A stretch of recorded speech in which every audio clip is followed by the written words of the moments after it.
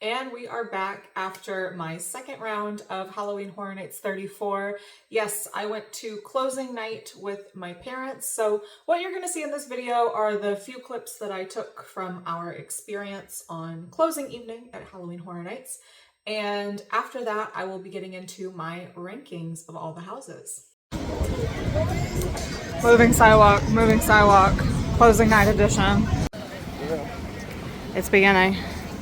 Another thing I don't think worked half the time. And my parents are here. Okay, I'm gonna be a creep and try to find my RIP guide from last time because I missed them. We are wandering backstage. I'm so lost. I didn't come this way last time. We're taking them to Terrifier first. Wet path or dry path? You going wet or dry? Past the stinky garbage, I may go wet. but just wait till we're in the Terrifier house. I did wet path and my hair got a little wet. What did y'all think of Terrifier? It was pretty cool. You liked it? Did you like Art? Yes. I will not watch his movies, but I like him as an individual, I think. Okay, my rankings list is about to be completely overhauled after this because that run of Wyatt 6 and that run of Grave of Flesh we just did change the game. All right, favorites so far. Favorite. I don't know right now. She just wants to sit down. Do you have a favorite? I'm undecided yet. Undecided.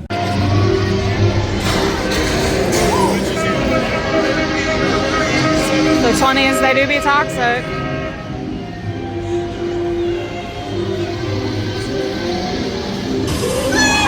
Oh my god, someone just got so scared over there.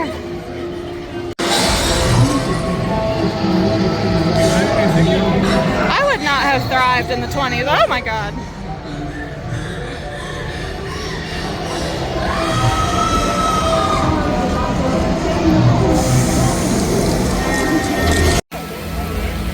I think this is going to go down in history as one of the best years of all time.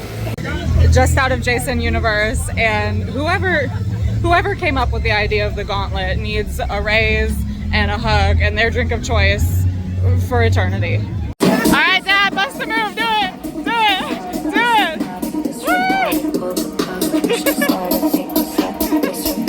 it. I cannot. This little girl is a sicko. Oh my god.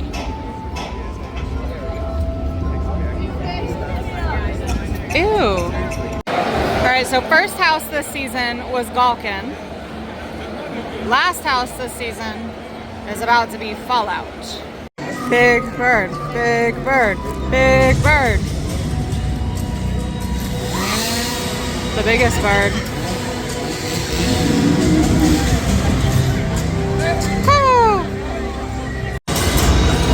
Until next time, Mr. Gargoyle. Oh, he's bowing down. Bye, buddy.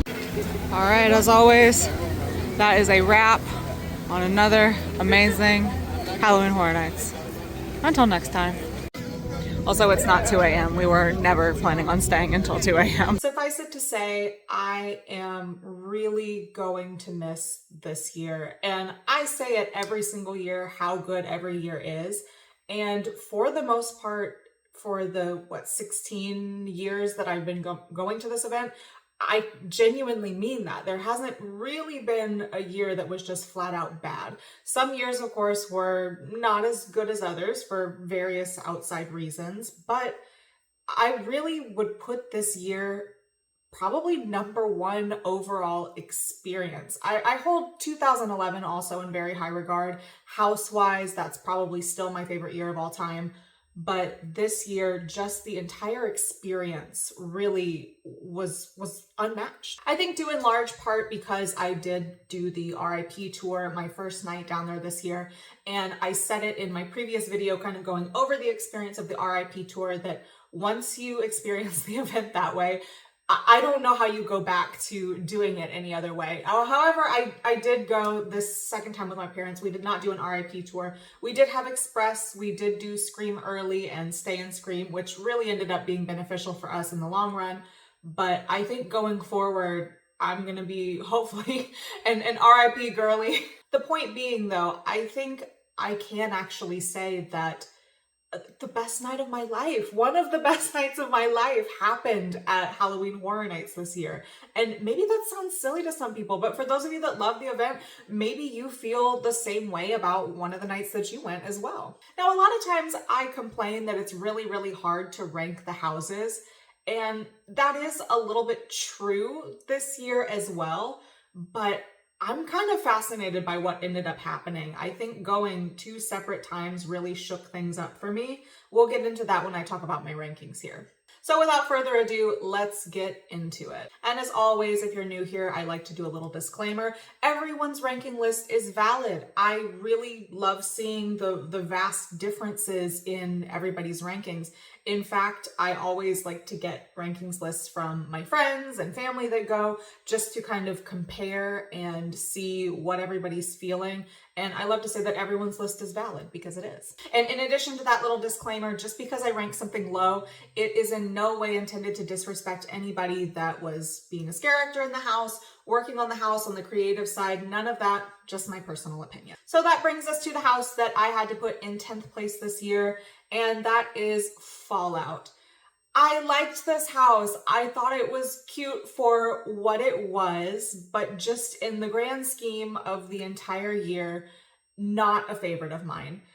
I really feel like it was a good representation of the show if you watch the show. Now, I will say it's interesting. My parents really liked this one. They had not watched the show before they went down there. I think they might now. I think it kind of intrigued them and made them want to watch it. Plus, like, I think they're both fans of Walton Goggins as well, just like I am. But I felt there were a few critiques that I think other people felt this way as well. I saw some of these same sentiments. Some of it felt a bit repetitive. I feel like just having the okie dokie be the trigger sound for most of Lucy in the House got a bit redundant for me. Not enough of the ghoul. I don't know if I just missed him, but I swear I only saw him like once or twice inside this house.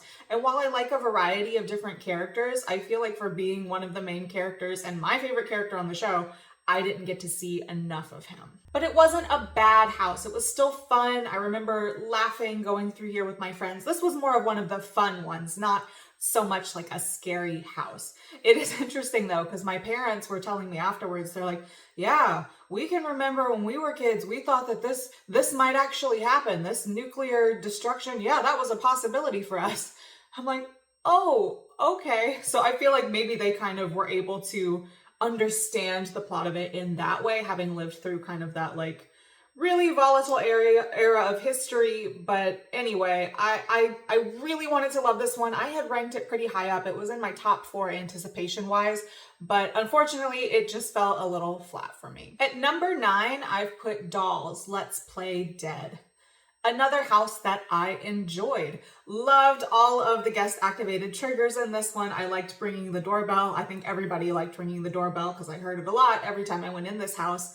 The smell of like the melting plastic, the whole sensory experience was really good in this house. I liked the plot of it. I liked the scares. This was a creepy house. I think to me, this was one of the creepiest because like, this child needs therapy. This little girl, Lila, she deeply needed some therapy. Probably not play therapy though, because she doesn't treat her toys very nicely. But I had to admit to myself, I had this one ranked higher originally, but I kept coming back to the idea of, I had seen this idea, this dolls idea done in Dollhouse of the Damned several years ago, and there was just kind of no touching that. I've seen Dolls already, and I've seen it done better, in my opinion. I really liked this one. It was creepy. I appreciated it for what it was, but at the end of the day, I kind of kept thinking back to Dollhouse of the Damned, and I did like that one better. Okay, number 8. So this is where things get really tricky. This is what I struggled with after my second trip to the event, because this house, until my second trip, was ranked higher. But sometimes at the end of the day, you really have to unpack everything that you've experienced, and you have to make the hard choices, and things get shuffled around. And my number 1 most anticipated, Hatchet and Chains, has ended up in my 8th place spot. And I don't mean that to be a derogatory thing. I just really thought this one was going to end up higher in my list at the end of the day. Loved the plot of this one. Loved that this came back from Slaughter Cinema too. I love these characters. I love this Western demon vibe. I had a great time in this house, minus the fact that this house smelled god awful. I remember walking in here with my cousin on the RIP tour and she just kept going, it smells like feet. It smells like feet. She's like, get me out of here. It stinks in here. And that was really funny, but God, it was true. And it smelled even worse on closing night. Don't know if the smell was on purpose or if it was just like one of those tents that got flooded a little too many times. I'm not really 100% sure, but this house smelled nasty. But all of that aside, I liked a lot of the scares in this house. I swear, I thought we were about to see a woman have a heart attack with the hand that came through the dummy throat. That one scene, the first time we went through this house, the woman in front of our group, like, fell to the ground, like turned around, started trying to run out of the house. It was hilarious, but I was like, oh, this woman's going down. So seeing other people get scared in this house was great too.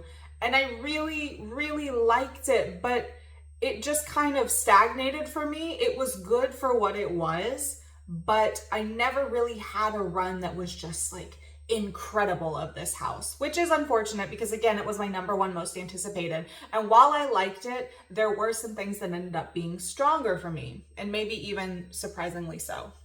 And on that note of surprises, #7, Five Nights at Freddy's, one of my least anticipated houses.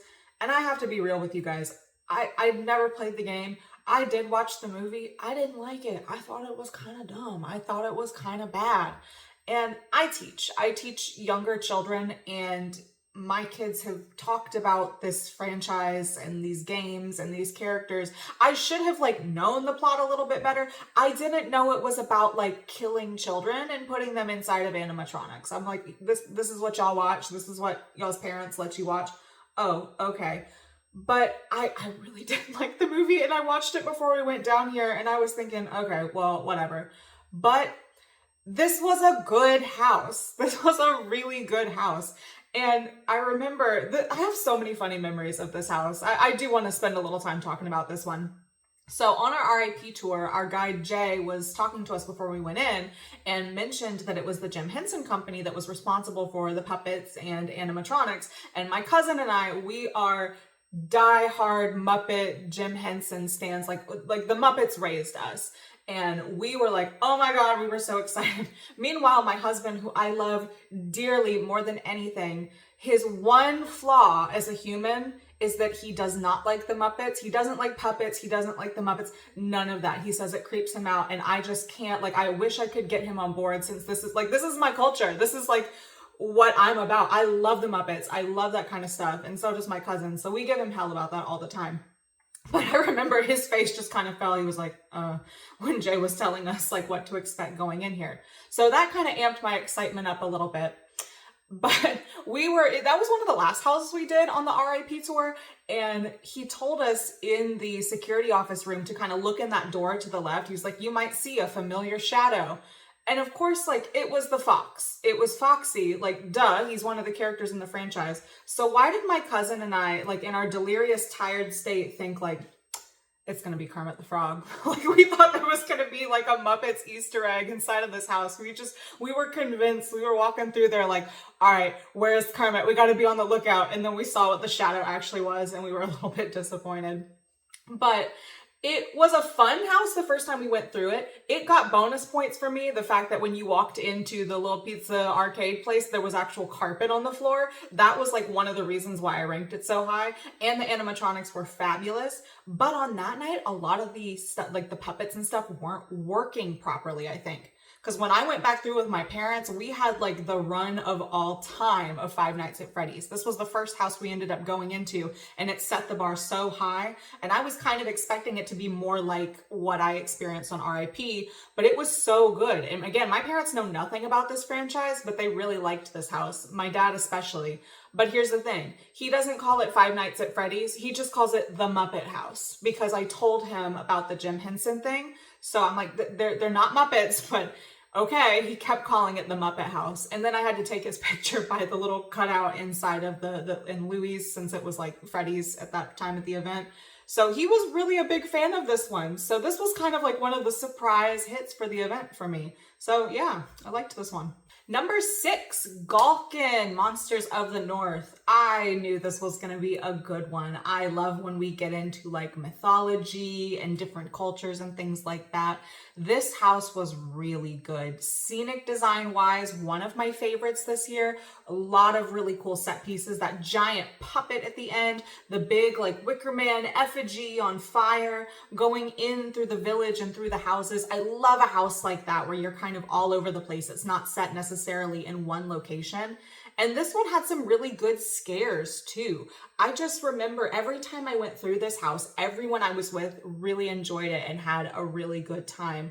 And I think that this was some really interesting storytelling as well. This was the first house I went in of the event this year. That's always kind of like a special place in my heart, first one of the season.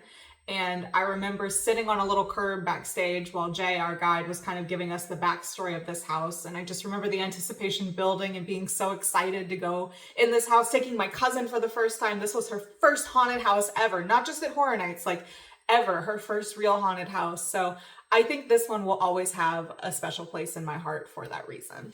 Number 5. So things can change at Horror Nights. I know those of you that go multiple nights probably know that. Maybe you secure your favorite house right off the bat. I don't know. But for me, sometimes things can shift around. And this house was no exception. After my first night, after the RIP tour, this one was low on my list. It was not the best run in retrospect. I think just where I happened to be standing, I was kind of in the middle of the group for this one. We kind of like to change up who's in front and who's in the middle and back when my friends and I go through. I think I just happened to miss like pretty much every single scare. Like I saw other people get scared in front of me. I heard people getting scared behind me. And it didn't help that I didn't really know the plot line of this house. So at number 5, I have put Wyatt 6. And originally this one was going to be at the bottom of my finals ranking list, but sometimes you end up having a run that changes everything. And that's what happened on closing night. I cannot tell you how this run switched the game up for me. Because again, I don't follow wrestling. Jay gave us like a backstory before we went into the house, kind of a quick rundown of everything. I more or less kind of had the gist of it. But again, going through, I didn't have that connection. I wasn't getting the scares. So it really just didn't stick in my mind. So here I am seeing people online rave about this house, how it's like one of the #1 favorites of the year. And I'm feeling a little jealous because I'm like, but I want to like that one too. I really do. And one of my friends, hey Nikki, shout out to Nikki. She ranked this as her #1 favorite of the year. And I'm like, I love that for you, but I just don't get it because it just didn't happen for me until closing night. This was probably the cast that was going for the jugular. I swear to you, I thought they were going to grab me multiple times in this house. Even my dad kept coming back to this one. He would not officially pick a favorite, but this was in like his top 2. He kept talking about how aggressive this cast was. They were in my face. I was getting hit in the face with their dreadlocks. I don't mind, but like that's how close they were. Their energy was astounding. And I swear, like every single scare in this house just kept coming. Like I'm crouching down at points in here. And it was then that I finally understood the hype around this house. And while I don't have that connection to the creator of all of these characters, Bray, that everyone was talking about all event, I do understand, like I get that this was such a beautiful tribute to him and everything that he created. And I love that people that were fans of his and fans of wrestling really were able to connect to this. I love when they kind of try something out of the box at Horror Nights. And I think a lot of people, like this was their dream come true. So that was really special to see. And surprisingly, this did end up being one of the highlights of the event for me. On the note of having runs that change everything, at number 4, Grave of Flesh. So I'm going to be the Grave of Flesh defender because I think a lot of people wrote this house off. But this house was good. It started out strong. The facade room and then the groundskeeper being there. Then you go in and you're in the grave and you look up and see the headstone. That was awesome. That was awesome the first time I went into it. But then the plot, like unless it's explained to you, it is a little strange. And even after you understand what's going on, how your soul has been kind of like ground up in that one scene, it is still kind of weird, but weird is okay. And yeah, some people thought the sets were a bit repetitive and the scares were a bit repetitive, but I have to tell you, when I went on closing night, I don't know if they cranked the fog up in there or something.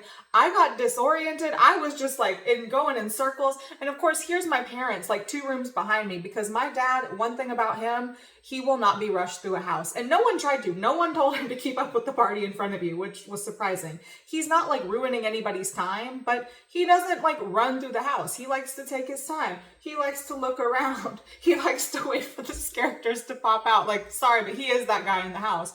So they're like not even behind me at one point. I'm looking back like, I'm alone, where's my family? And all of those like rat things are popping out. I actually got scared in this house, and I don't typically get scared inside of the haunted houses anymore, but in this one I did.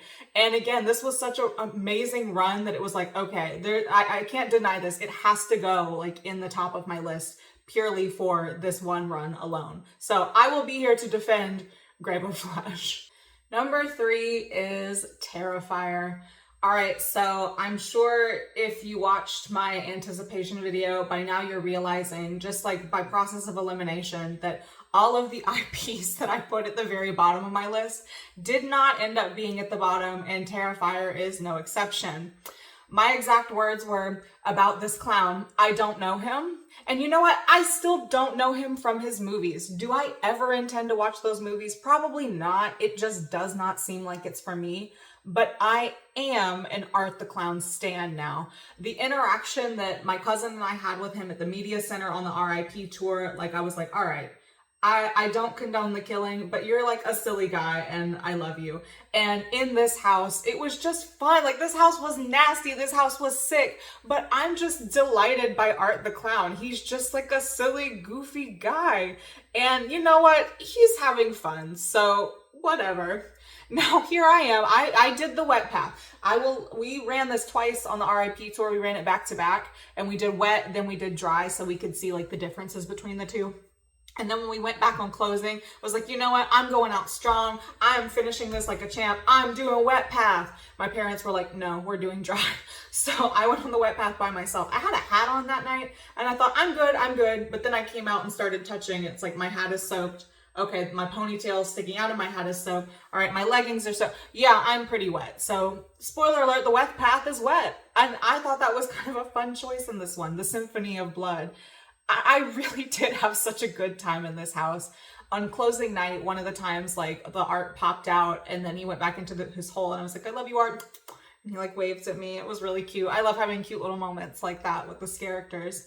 But I have to say, if there is one hater of the Terrifier house, it's gonna be my dad. Now let the record show, I have him on camera after we did this house saying, it was okay.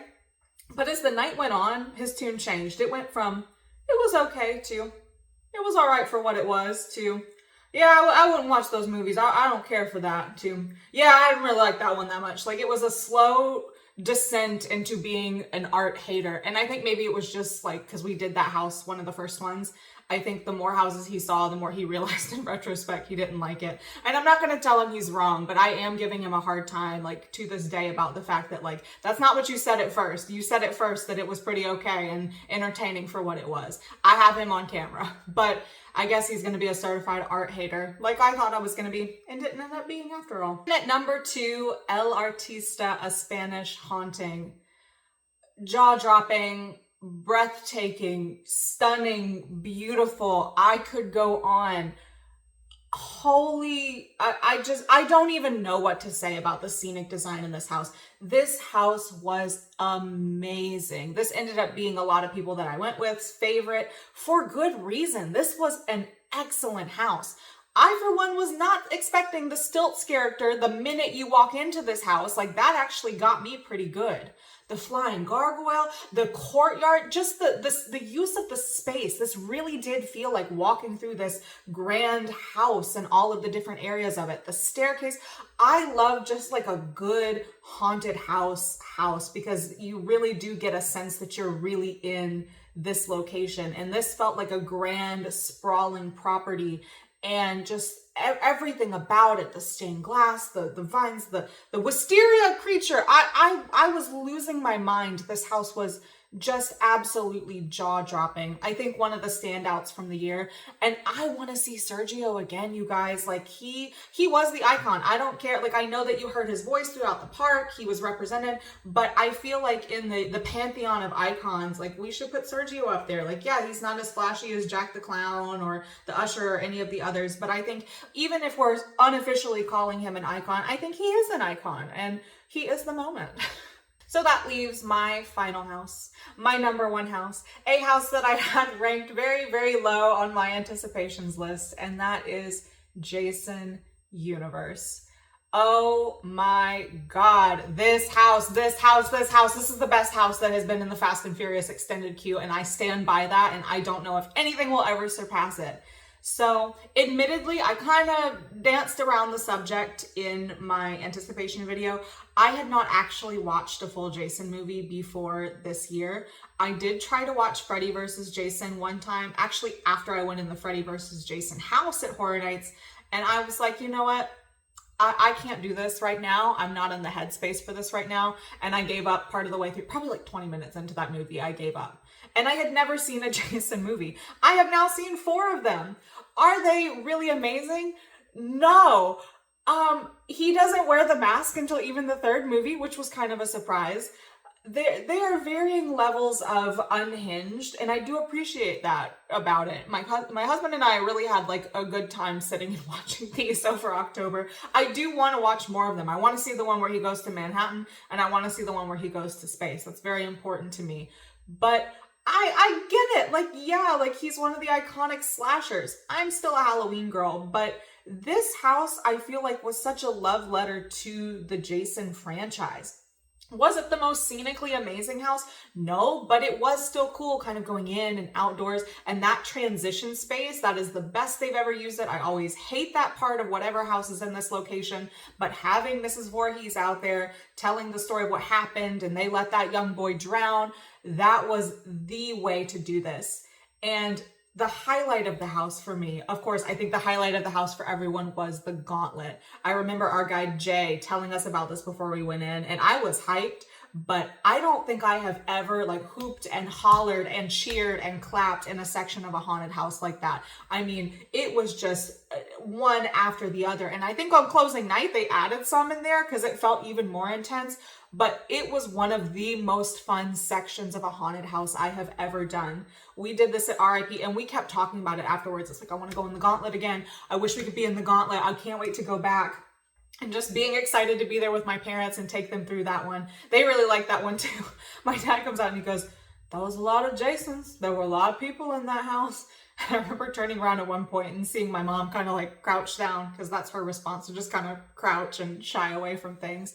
But this house was masterful. I really loved it, and I didn't think I was going to. So it happened again, you guys. I always think I'm gonna hate certain houses, and then they always end up being my favorite. I really should know by now, but this house really was something special. And in fact, it actually cracked my top 20 of all time. It came in at number 19 because I'm insane, and I have every single haunted house that I've done at Horror Nights ranked. I think I'm at like 140-ish, give or take now. But yeah, this one came in at number 19 overall. So really, really up there in the grand scheme of things. So there you have it. That is my official rankings of the houses from Halloween Horror Nights 34. And I'm already thinking about next year. Next year's an anniversary year. I didn't see the Oddfellow symbol when I went in LRT Stone closing night. If I had known to look for it, I would have been very excited about that. So we're already getting some rumblings, already getting some excitement brewing. And I just love this event so much. And over the last few years, kind of reconnecting with the event after, you know, that kind of personal tragedy I went through with being in an accident on the way home from Horror Nights. Like I'm learning to love it again. And this year really solidified for me, like, why I love going to this. Again, probably the best year experience-wise that I have ever done. And again, I've been doing this since 2009. In the meantime, I will still be taking in all the spooky content I can. I love to read spooky books, watch spooky movies and TV shows, and sometimes I get into that over at my Instagram. You can find me at HHN Carson. I just post a lot of random stuff over there, so check it out if you want to. And I cannot wait to be in the fog again next year. Halloween Horror Nights 35 cannot come soon enough.